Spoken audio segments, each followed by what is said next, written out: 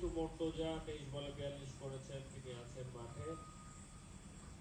তারই সাথী হয়ে এই মুহূর্তে নাজমুল নতুন ব্যাটার হিসেবে জামাত স্লোয়ার ডেলিভারিতে পরাস্ত করেছেন কিছুক্ষণ আগে, কিন্তু একটি উইকেট পেয়ে গেছেন তিনি।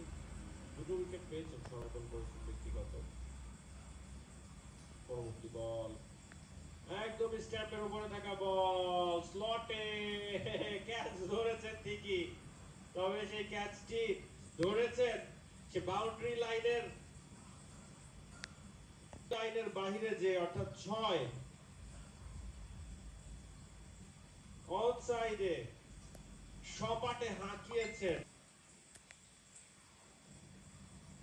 আবারও শট, আবারও 6, back to back over boundaries.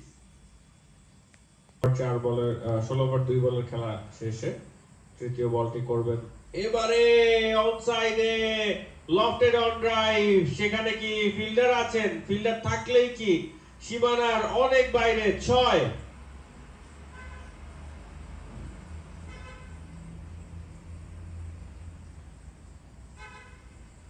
Nazmul যেন দাঁড়িয়ে থেকে শুধু 6 মারছেন।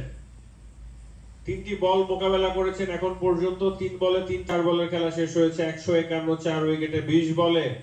এই মুহূর্তে এখনো পর্যন্ত অনেকগুলো রান কিন্তু দরকার, সেই জন্য এগিয়ে এসে আবারও ছক্কা হাঁকালেন কিন্তু নাজমুল। আজকে ম্যাচটিকে কিন্তু শেষ পর্যন্ত ঘুরিয়ে দেবেন কিনা সেটি দেখবার বিষয়। ড্যান্সিং ডাউন দ্য উইকেটে এসে সপাটে হাঁকিয়েছেন কাউ কর্নার অঞ্চল দিয়ে সীমানার বাইরে 6।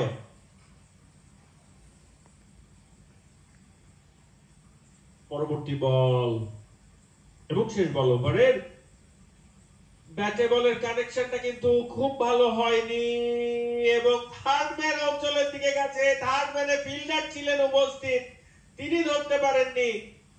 তারপরে কিপার তিনিও দৌড় শুরু করে 194 রান করতে করতে হবে 19 রান।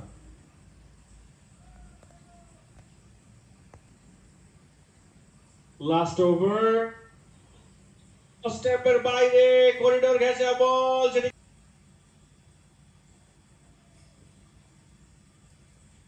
পরবর্তী বল এবারে কিন্তু সপাটে হাঁকিয়েছেন এবং সেটি গিয়েছে ডিপ মিড উইকেট অঞ্চলে। সেখান থেকে সীমানার একদমই বাইরে 6টি রান। 4 বলে এখন দরকার 11 রান। যদি আরো দু একটি বাউন্ডারি চলে আসে তাহলে হয়তো আজকে বিপজ্জনক হয়ে যেতে পারে ম্যাচটি। একটি রান, দুটি। চরম নাটকীয়তা,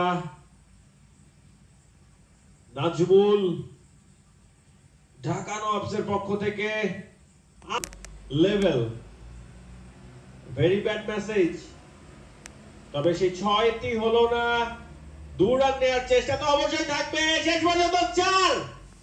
ও মাই গড, এই মোমেন্টে এসে মিস ফিল্ডিং। একজন লং অনের ফিল্ডার, একজন লং অফের ফিল্ডার, দুইজন দৌড়ে এসে আসলেন মাঝখানে, একজন তো দাঁড় করান বলটা। 2 রান উঠতে কিন্তু শেষ যেই বলের টান উত্তেজনা সেটি মাঠে বিরাজ করছে।